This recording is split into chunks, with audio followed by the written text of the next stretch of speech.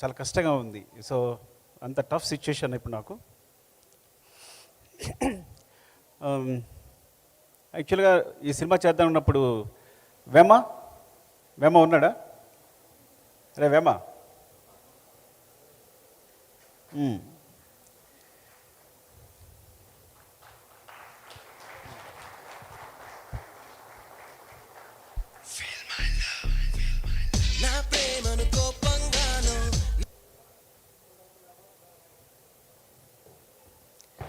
యాక్చువల్గా ఇద్దరు స్టార్ట్ చేసాం రాయడం.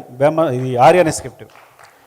సో ఫస్ట్ వైజాగ్ వెళ్ళిపోయి అంటే నా ఫ్రెండ్ రవికుమార్ ఉన్నాడు ఇక్కడే, వాడి దగ్గర ఒక 10,000 తీసుకుని ఎయిటర్ మోహన్ గారి దగ్గర, అంటే అప్పుడే ఎయిటర్ మోహన్ గారి దగ్గర చేస్తున్నాం, మేము రైటర్స్గా చేస్తున్నాం ఇద్దరం. చేస్తున్నప్పుడు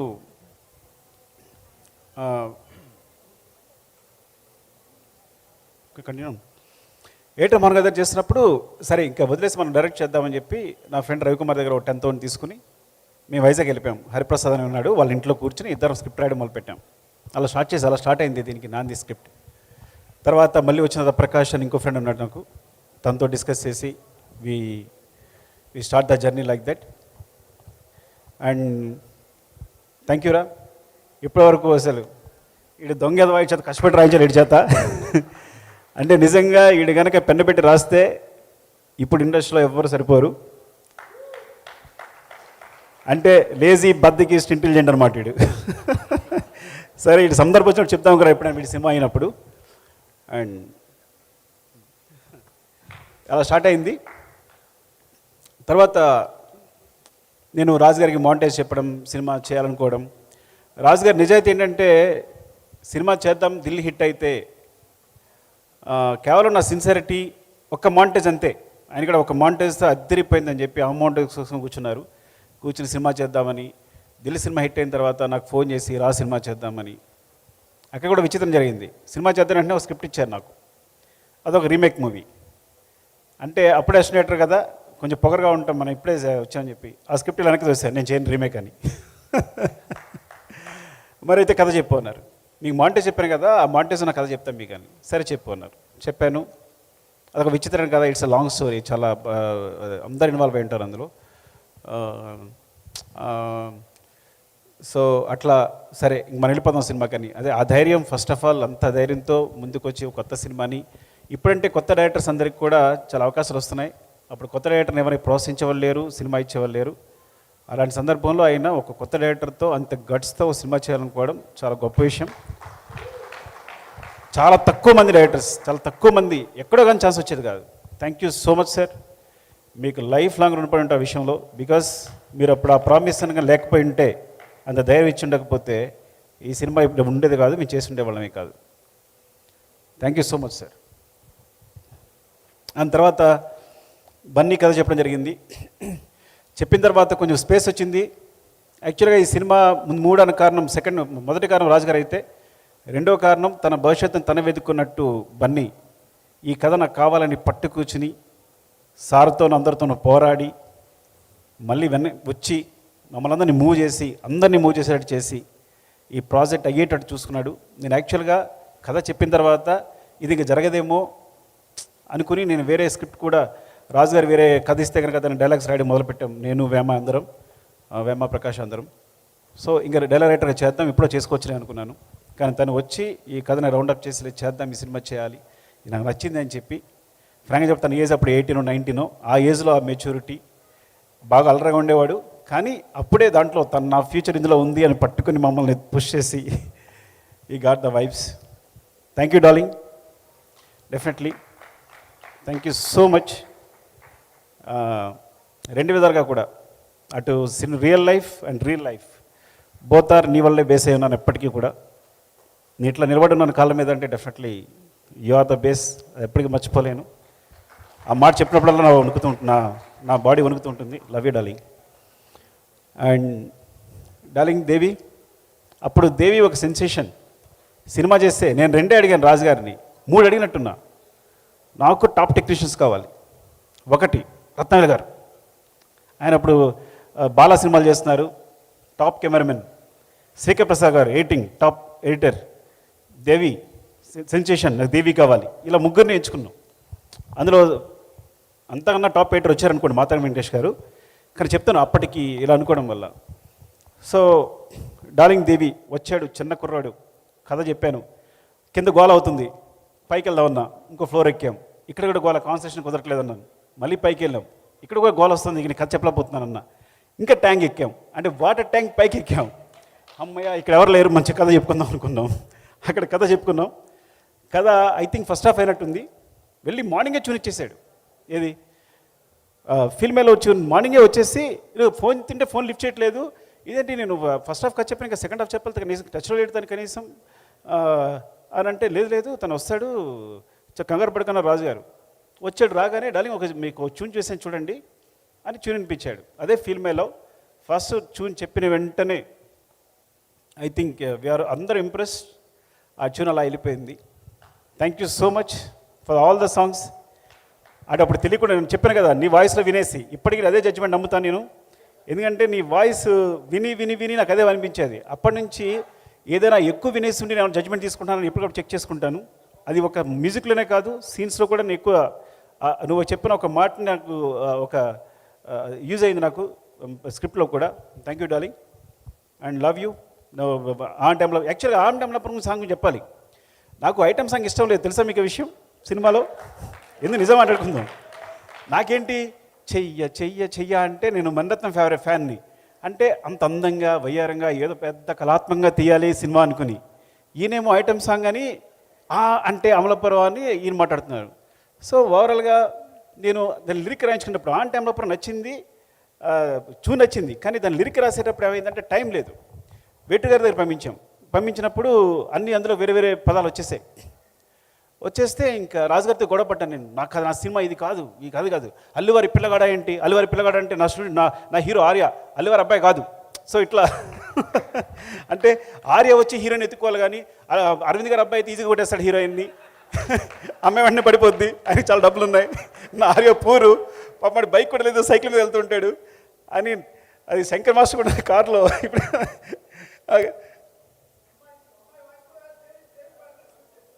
అవును, అమ్మాయి వాయిస్ కూడా లేదు అప్పుడు అని అట్లా. సో ఆ సాంగ్ గురించి. సో నాకు ఐటమ్ సాంగ్ అంటే ఐటమ్ సాంగ్ అనుకోవాలి, చేయాలని క్లాస్ సాంగ్ అనుకున్నాను. అప్పటి నుంచి విచిత్రం తెలుసా నీకు, ఐటమ్ సాంగ్ మొదలుపెట్టిన ఆయన సినిమాలో ఒక ఐటమ్ సాంగ్ ఉండదు. నేను చేసే ప్రతి సినిమాలోనూ ఐటమ్ సాంగ్ వచ్చేసింది. నేనే పెట్టాల్సి వచ్చింది. No I believe it that. పెట్టడమే కాదు, నేను ఐటమ్ సాంగ్ని నమ్మాను. అమ్మో ఇంత పెద్ద హిట్ అవుతుందా సాంగ్, అంటే ఇంత వైపు వస్తుందా, సినిమా ఇంత దూరం తీసుకెళ్తుందా అని నేను ఇటు వచ్చేసాను. రాజుగారు అటు కళాత్మకంగా వెళ్ళారు. ఆయన ఐటమ్ సాంగ్ టచ్ చేయలేదు ఆయన అట్లా. సో చాలా విచిత్రంగా ఉంటుంది అన్నీ ఇలాంటివన్నీ చెప్తుంటే. ఇట్స్ అవునవును. And thank you darling. And I think ఆ జర్నీ అప్పటి నుంచి మన జర్నీ ఇట్లా సాగుతూనే ఉంది. ఎప్పటికప్పుడు సపోర్ట్ చేస్తూనే ఉన్నావు నాకు. అండ్ చెప్తాను కదా, నా మ్యూజిక్కే నువ్వు, నా సంగీతమే నువ్వు. నాకు సంబంధించి మ్యూజిక్ అనేది నాకు ఇంత కూడా తెలియదు, వనమాలు కూడా తెలియదు. ఎప్పుడు ప్రతిరేషన్ నీదే, ప్రతిదీ నీదే, ఇంతవరకు తీసుకొచ్చావు. సినిమాలు కూడా చాలా సపోర్ట్ చేసావు నీ మ్యూజిక్తో. Thank you so much darling. And చాలామంది ఉన్నారు ఇక్కడ. శివాని మోసం చేశాను మా బిగినింగ్లో నేను. Thank you Shiva, accepting the role. చాలా ఫన్. కొంచెం శివ నేను సెకండ్ లీడ్ అని కొంచెం కోపంగా ఉండేవాడు అప్పుడు. తనుకున్నప్పుడు అలా కోపం వస్తుండే శివకి. అంటే నాట్ లైక్ దట్ యాక్చువల్లీ. సరదాగా మాట్లాడదాం అనుకున్నాను ఇన్నాళ్ళు నిజంగా అది.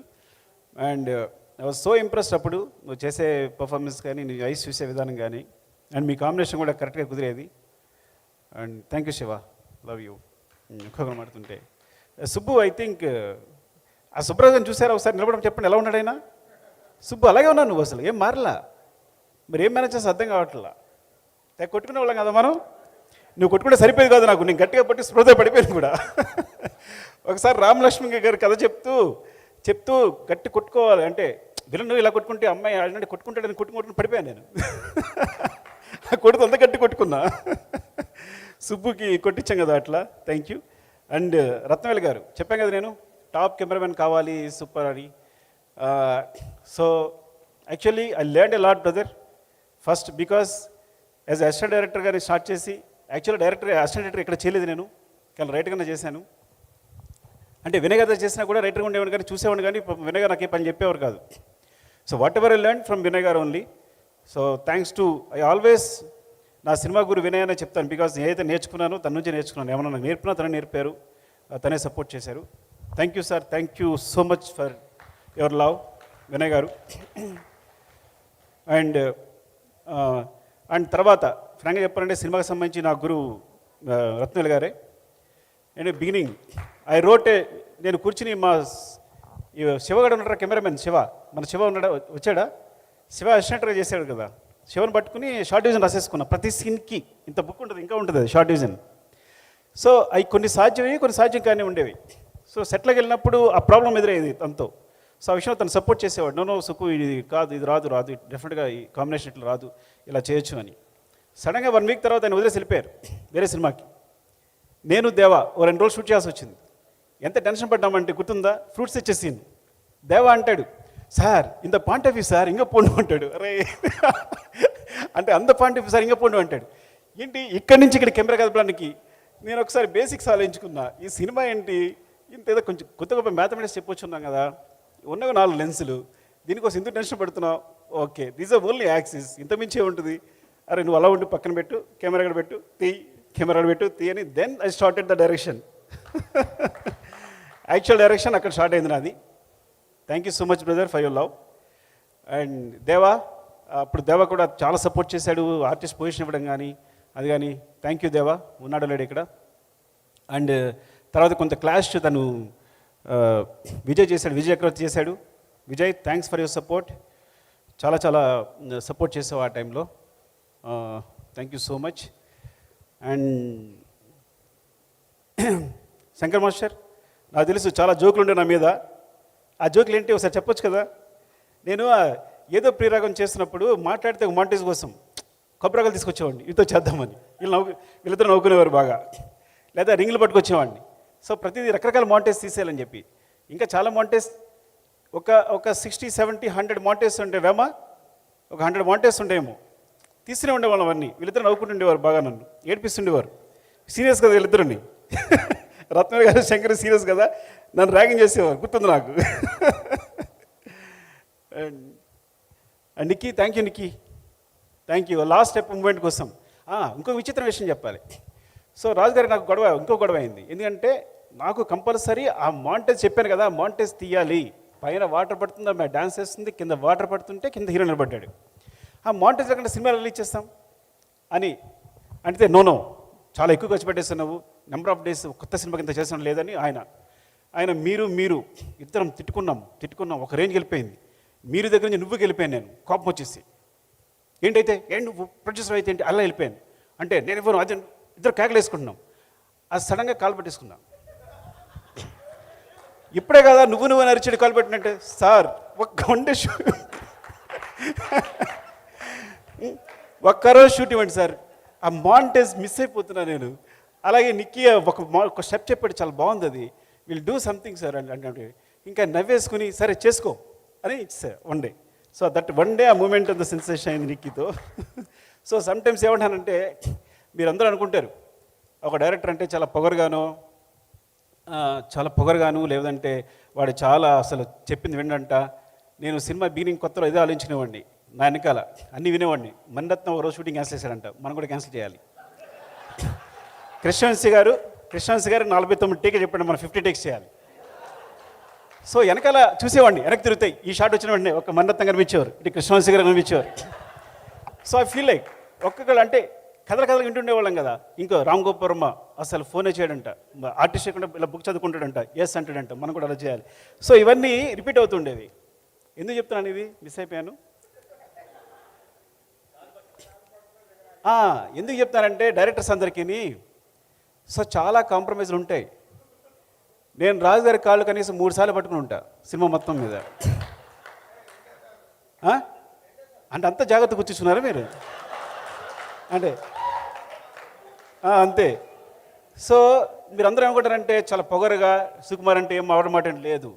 నేను చాలా కాంప్రమైజ్ అవుతాను. కేవలం ప్రోట్ నాకు రావడం కోసం కాంప్రమైజ్ అవుతాను. నా ప్రోట్ రావడం కోసం కొంచెం కోపంగా బిహేవ్ చేస్తాను.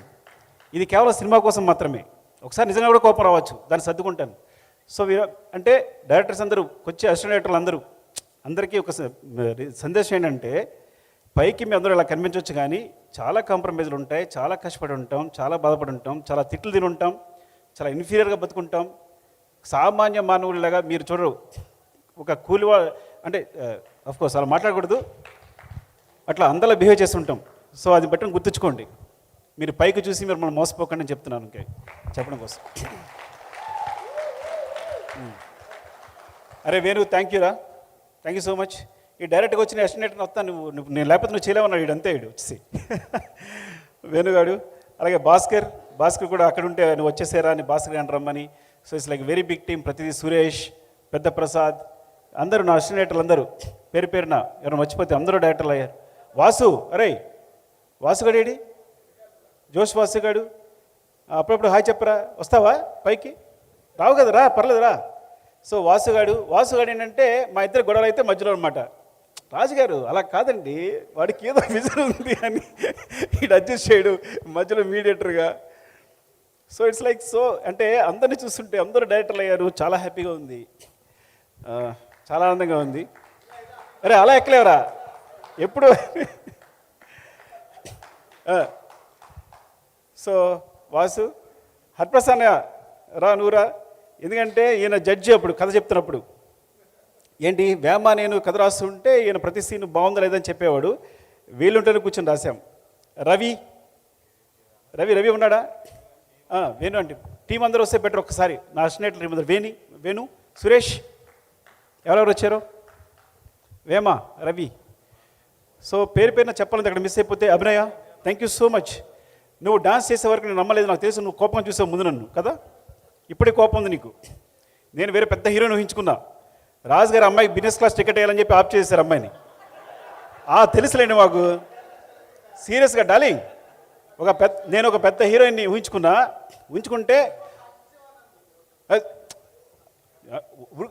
ఆయన బిజినెస్ క్లాస్ టికెట్ కోసం అమ్మాయిని క్యాన్సిల్ చేశారు. కానీ అంతకన్నా పుష్పక విమానంలో ఈ అమ్మాయి వచ్చింది. She so beautiful. వచ్చాక ఒక మూమెంటేగా నాకు అర్థమైంది, కళ్ళు తిరిగిపోయాయి, నాకు కావాల్సింది టాలెంట్ అని. అంత అద్భుతం చేసింది. ఇప్పుడు నువ్వు డాన్స్ చేస్తుంటే ఆయన ఎంత ముచ్చడిపోతున్నాడు బన్నీ గారు, యూ నో దట్. సో ఇప్పటికి కూడా అదే గ్రేస్ ఉంది, ఎంత అద్భుతం చేసావంటే. Thank you so much. And sir, Arvind sir, నేను చెప్తాను కదా, నాకు బిగినింగ్లో తెలిసేది కాదు, లెక్చర్గా చేసి వచ్చాను. నాకు 2000 మంది students, exaggeration maybe 1000 or 1500 what ever. 1500 ఉంటారా బుచ్చి, ఉంటారా కాలేజీలో, మన కాలేజీలో ఈజీగా ఉంటారు. లాంగ్ టర్మ్లో అందరూ పొద్దున్న లేసి అక్కడ నిలబడితే వస్తే అందరూ good morning sir, good morning sir, good morning sir అండి. ఇక్కడ నేను వస్తే సూట్ కేసు మోయాలి, అందరికి గుడ్ మార్నింగ్ చెప్పాలి. సో అయినా సరే ఆ లెక్చర్ బుద్ధి పోలా. ఒకసారి నేను సెట్లో కూర్చున్నాను, షూటింగ్ చేస్తున్నాను, అరవింద్ గారు వచ్చారు. ఆయన ఎంత తీసుకుంటారు, వచ్చారు. నేను రిలైజ్ అవ్వాలా, రత్న గారు ఇలా గోకుతున్నారు, కాల్తీ అని. అంటే నేను కాలు మీద కాలుస్తున్నాను అనమాట, అరవింద్ గారు ఎదురుకుండా. Sir, I'm very sorry for that.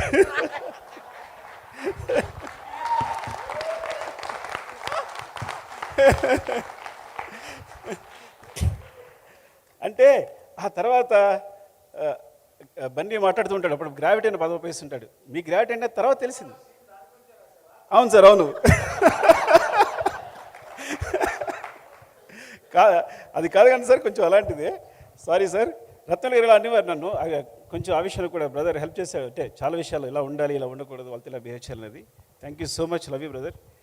And ఇంకెవరైనా, అరే హన్షిత, బాగా ఆడుకున్నాడు కదా మన ఇద్దరం, ఎక్కడికి వెళ్ళాం మీ ఇద్దరం కలిసి వెళ్ళేవాళ్ళం. నా పక్కనే ఉండేది. ఎక్కడ మనం తిరుపతి వెళ్ళాం, మంత్రం కలిసి వెళ్ళేవాళ్ళం, నడిపించేదా నిన్ను.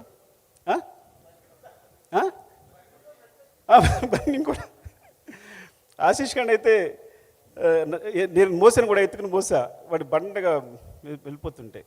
So and Bablu, thank you Bablu. చిత్రం సీను, లాస్ట్ మినిట్లో వచ్చేసావు. అండ్ ఎవరైనా మిస్ అయిపోయినా పేరుపైన చెప్పాలి, ఇప్పుడు ఏదో మాట్లాడుకుని కూడా చాలా మిస్ అయిపోయాను నేను. And thank you so much. And అందరూ కూడా, మా టీం అందరూ, వేమ, లవ్యరా, రవిబాబు, థ్యాంక్స్. 10,000తో నేను స్టార్ట్ చేస్తా కథ స్టార్ట్ చేయడం. వీటికున్న 10,000 ఉంది బ్యాంకులో. నీకేం కావాలని చెప్పి ఆ 10,000 క్యాష్ తీసుకొచ్చి ఇలా ఇచ్చేసాడు మాకు అంతే. ఆడు సంపాదించిన 10,000 ఆ టైంలో 10,000 is a very big matter. And Hariprasad అన్నయ్య వీళ్ళింట్లోనే మాకు రూమ్ లేదు కాబట్టి తనే ఫుడ్ అన్నీ రూమ్లో కూర్చోబెట్టి మా ఇద్దరిని అరే ఇది కాదురా అది కాదురా అని చెప్పి లైక్ ప్రతి సీన్ జడ్జ్ చేస్తూ ఇలా చేయాలి అలా చేయాలని. తన సినిమా చాలా ఎక్కువ ఉండేది, మాకన్నా చాలా ఎక్కువ ప్రతి సినిమా చూసేవాడు తను. థ్యాంక్ యూ సో మచ్ అన్నయ్య. అండ్ వాసుగా ఈడికే చెప్పే ఫస్ట్, తర్వాత కథ చెప్తే రాజుగారు నీకు సురేందర్కి చెప్పినట్టుగా సూర్యుని అందరికీ నేను ఒక్క నిమిషం చెప్పేస్తాను, మీకు బోర్ కొడితేమో. రాజుగారు చెప్పాను, రాజుగారు కొంచెం ఈడేదో కొంచెం బ్రోకర్లా ఉన్నాడు అని కాదు, కానీ ఇది చెప్తున్నాడు బాగుంది సుకు అద్దరిపోయింది, కానీ కథ చాలా క్రిటికల్గా ఉంది, నేను ఆలోచించుకుంటా అన్నారు. నేను ఒకసారి ఆలోచించుకున్నాను. సో మార్నింగ్ వీళ్ళిద్దరికి చెప్పా, వీళ్ళకి సూరికి మన మీరేమో చెప్పాను అప్పుడు. సో వీళ్ళు సపోర్ట్ చేశారు ఆ విధంగా. అంటే అప్పుడు రాజుగారు వచ్చి వీళ్ళు అడిగారు ఎలా ఉంది అంటే బాగుంది సార్ అంటే అఫ్కోర్స్ ఇమీడియట్ డెసిషన్ అనుకోండి. So thank you. నేను ఎప్పుడు సరిగా బాగా మాట్లాడుతున్నానో లేదు తెలియదు కానీ ఫినిష్ చేస్తా. నీకేమైనా మిస్ చేశానా? ఏమైనా మిస్ చేశానేమో కాదని అని. అండ్ మధు గారు, ముఖ్యంగా మధు గారికి చెప్పాలి. అలాగే మాతాడి వెంకటేష్ గారు రాలేదు. మాతాడి వెంకటేష్ గారు అన్నారు ఒక మాట, అరే నువ్వు కొత్త డైరెక్టర్ కొన్ని అనిపించట్లా, పాత డైరెక్టర్లాగా ఏ క్లోజప్ వెళ్తే అదే క్లోజప్ తీస్తున్నావు అన్నారు. ఆ మాట ఎందుకు గుర్తొస్తుంది సార్ ఇప్పటికి, నేను అలా తీయట్లా ఇప్పుడు నేను. ఎందుకంటే అప్పుడు ఫిల్మ్ కాబట్టి ఈ క్లోజప్ అంటే ఈ క్లోజప్పే తీసేవాళ్ళం, ఇప్పుడు డీజిల్ కాబట్టి రోల్ చేస్తూనే ఉన్నాం. అప్పటికి ఎక్కువ రోల్ చేసేవాడిని, కానీ ఆయన నువ్వు కరెక్ట్గా తీసావు, ఇది ఈ క్లోజప్ ఈ క్లోజప్ తీసావని ఎప్పుడు క్లోజప్ పెడదాం అనుకున్నా ఆయన మాట గుర్తొస్తుంది. ఈసారి కూడా సిన్సియర్గా మనం ఇలాగే తీద్దాం, ఎక్కువ వేస్ట్ చేయకుండా అనుకుంటాను, కానీ ఏదో తీసేస్తుంటాను. ఫ్రాంక్గా చెప్పాలంటే అదే చాలా డిసిప్లిన్గా చేసిన cinema Arya. And thanks Venkatesh గారు, ఆయన చాలా సపోర్ట్ చేశారు. ఎందుకు అంటే ఒక సినిమా చూసి రాజు గారు అది ఎలా ఉంది అంటే నా ఒక 1 వీక్ ఎడిట్ చూసి నువ్వు మర్చిపోయి సినిమా సూపర్ హిట్, ఈ కుర్రాడు చాలా బాగా చేస్తాడని చెప్పి చాలా ధైర్యం చెప్పారు. రాజు గారు కొంచెం డౌట్ అని కదా, ప్రొడ్యూసర్గా తెలుసుకోవాలి ఉంటారు కదా, తెలిసినప్పుడు థ్యాంక్ యూ సార్ వెంకటేష్ గారు, love you so much. And Chiranjeevi గారు ప్రత్యేకంగా థ్యాంక్స్ చెప్పాలి, ఎందుకంటే అరవింద్ గారు పంపించారు చిన్న గారు నా టెస్ట్ కోసం కథ చెప్పడానికి. నేను అద్దం ముందు ఒక నెలలు ప్రాక్టీస్ చేశాను కథ చెప్పడానికి, ఎందుకంటే చిరంజీవి గారు అంటే అక్కడ చిరంజీవి గారిని చూస్తున్నాను అంటే మా ఊళ్ళో పెద్ద కథగా చెప్పున్నారు, చిరంజీవి గారి దగ్గరికి వెళ్తాడంట మాట్లాడతాడంట అని ఆ టైంలో. సో వెళ్తే ఆయన అరవింద్ గారు చెప్పారు నువ్వు 15-20 మినిట్స్ చెప్పాలి కదా, ఆయనకి అంత టైం లేదు అన్నారు. సేమ్ అందరిలాగే నేను కూడా వెళ్ళి సార్ అరవింద్ గారు చెప్పారు మీకు 20 మినిట్స్ అలా చెప్పమన్నారు, కానీ కథ చెప్తుంటాను మీరు ఎక్కడ బురుగుతాడు అక్కడ ఆపేయండి అన్నాను. ఈ టెక్నిక్ ఎవరో చెప్పారు నాకు అప్పట్లో గుర్తులేదు. సో నేను కథ చెప్పడం మొదలు పెడితే ఆయన చాలా ఎంజాయ్ చేశారు. 3 అవర్స్ చెప్పాను కదా ఆయనకి, 3 అవర్స్ చెప్పాను. నేను ఎంత షాక్ అయ్యానంటే మెగాస్టార్ మీరు ఊహించారు, ఆయన కథ చెప్పడం కోసం నెలలు అద్దం ముందు ప్రాక్టీస్ చేస్తుంటాను, ఎగ్జాగరేషన్ లేదు అంతకన్నా ఎక్కువ చేస్తుంటాను. ఆయన కళ్ళ ముందుకు వచ్చినప్పుడు ఆయన కళ్ళు చూసి చెప్పడని చెప్పి నేను నా అద్దం చూసుకుంటాను, ఊహించుకుంటున్నా. ఆయన ఫేస్లో ఎప్పుడు చూడలే, నేను చూడకుండా చెప్పేశాను. నేను తర్వాత నేను ఇలా అంటుంటే టీ గ్లాస్ వెళ్ళిపోతాను, టీ గ్లాస్ పక్కన పెట్టేవారు. ఇప్పటికి గుర్తు ఒక ఎలిఫెంట్ బొమ్మ ఉండేది అక్కడ, ఇలా అంటుంటే పడిపోతే నేను పట్టుకున్నారు. సో ఇట్లా అప్పుడు అరవింద్ సార్ ఫోన్ చేసి అరవింద్ చాలా బాగా చెప్పాడు ఎప్పుడంటే అటు నుంచి నాకు వాయిస్ అని నాకు అర్థమవుతుంది, తీగలడంటారా అనేది వచ్చినట్టుంది వాయిస్ సార్ మీరు.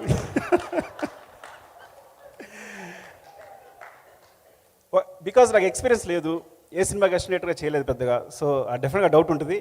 ఇక్కడ నుంచి ఆ మాట అన్నారు, ఈ సినిమా కెమెరా పాతి తీసిన హిట్టే తీ అన్నారు. థ్యాంక్ యూ సార్ చిరంజీవి గారికి. అండ్ పేరున ఏమన్నా మర్చిపోయినా అనుకోవద్దు, ఇంకో సందర్భం ఎప్పుడైనా వస్తే కనుక డెఫినెట్గా మాట్లాడతాను. Love you so much. Anu Mehta